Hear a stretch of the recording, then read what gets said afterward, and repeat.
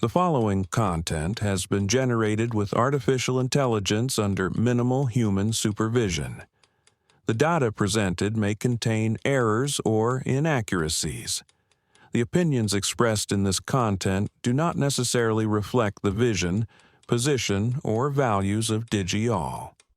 We recommend verifying critical information with additional sources before making decisions based on this content.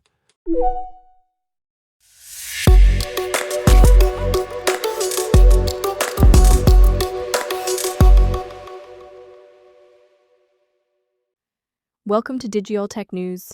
Today is Saturday, February 21st, 2026. I'm Kylie Brooks, and this is where technology becomes clear and engaging. Google DeepMind CEO Demis Hassabis warns that a memory chip shortage is creating a critical choke point for AI development, with the entire supply chain under strain as demand for AI models outpaces supply. The OpenAI mafia is reshaping Silicon Valley, with 18 startups founded by former employees now rivaling their parent company and attracting billions in funding. AI anxiety is driving a career pivot among Gen Z workers, with many abandoning white-collar ambitions for trades and healthcare roles they believe are safer from automation. World leaders gathered at India's AI Impact Summit in New Delhi to sign the Delhi Declaration, though the US rejected global governance of AI while China was notably absent. Nvidia is deepening its push into India's AI startup ecosystem, partnering with early-stage venture firm Activate to capture the next generation of AI-native companies. Let's dive deeper into the memory shortage that's got the AI industry worried. Demis Hassabis, CEO of Google DeepMind, isn't mincing words. He told CNBC this week that the memory market is dominated by just a few suppliers of key components, and the whole supply chain is strained. This isn't just about having enough chips to serve customers, it's affecting research too. Hassabis explained that you need a lot of chips to experiment with new ideas at a scale large enough to see if they'll actually work. Even Google's own TPUs, those tensor processing units they design in-house, don't fully solve the problem. As Hassabis put it, it still comes down to a few suppliers of key components. We're talking about Samsung, Micron, and SK Hynix, the three dominant players struggling to meet demand from AI hyperscalers while keeping their longtime electronics customers happy. AI companies need specialized HBM chips, high bandwidth memory, which are different from what PC manufacturers use. This shortage is hitting everyone: Google, Meta, OpenAI, you name it. And it's not slowing down anytime soon. Google is projecting $175 to $185 billion in capital expenditures for 2026 just on AI infrastructure and chips.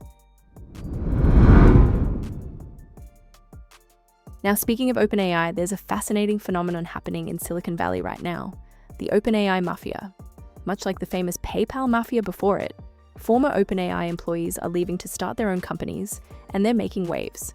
We're talking about 18 startups founded by alumni, some becoming direct rivals like Anthropic, others raising billions before even launching a product, like Thinking Machines Lab.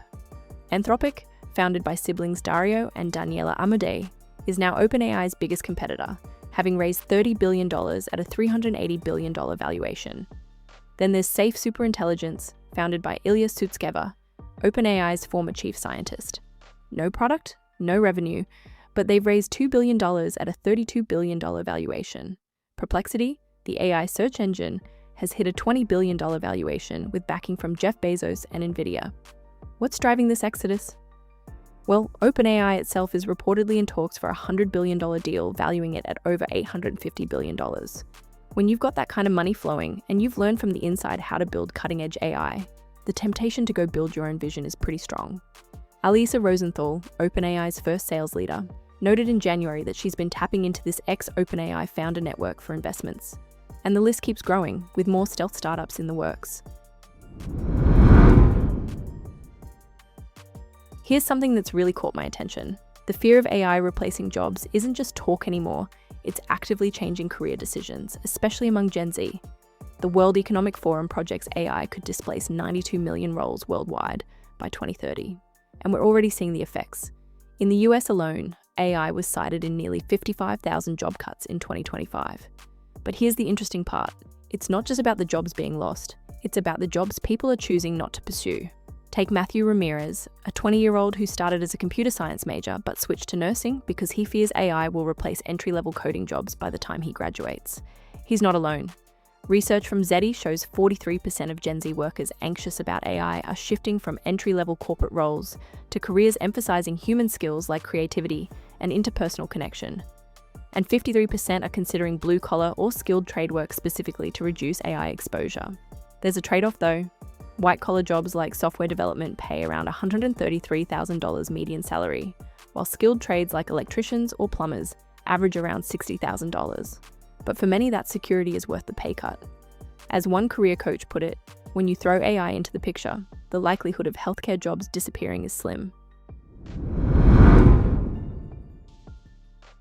The global conversation around AI governance took center stage this week at the AI Impact Summit in New Delhi. India called it the world's largest ever AI summit, with hundreds of thousands of attendees, including world leaders and top AI CEOs. At least 70 signatories are expected to commit to the Delhi Declaration, which pledges that AI's promise is best realized only when its benefits are shared by humanity. But here's where it gets complicated.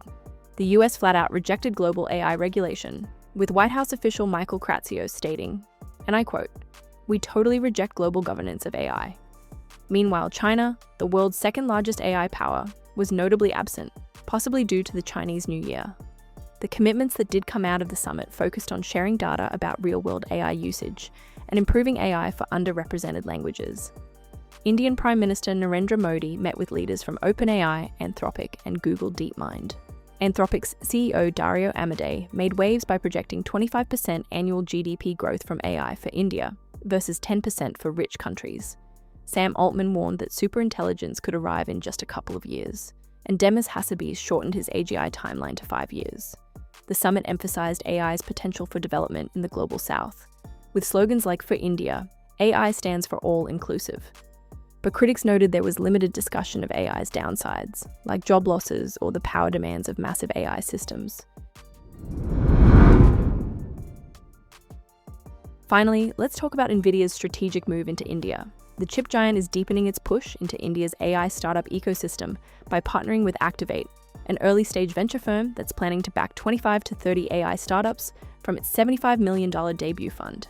Here's why this matters. Activate's portfolio companies will get preferential access to Nvidia's technical expertise. It's a smart play. Nvidia is already supporting over 4,000 startups in India through its Inception program, but this partnership adds a curated layer, filtering high-potential teams for direct access to Nvidia's engineering expertise. India is one of the fastest-growing pools of AI developers and startups in the world, making it a critical market for Nvidia to expand chip and software adoption. CEO Jensen Huang was scheduled to attend the AI Impact Summit, but had to skip due to unforeseen circumstances, sending a senior delegation instead. This follows other India-focused initiatives, including partnerships with AI Grants India, to support over 10,000 early-stage founders in the next 12 months, and ties with venture firms like Accel, Peak 15, and Elevation Capital. For Nvidia, engaging founders early ensures future business as these AI-native companies scale and consume more compute over time. That wraps up our top stories for today. From the memory shortage constraining AI development to the OpenAI alumni reshaping Silicon Valley and the global conversation on AI governance in India, the tech landscape continues to evolve at breakneck speed. We'll keep following these developments as they unfold. Stay informed. Thank you for staying informed with Digital Tech News. We'll be back with more updates as they develop.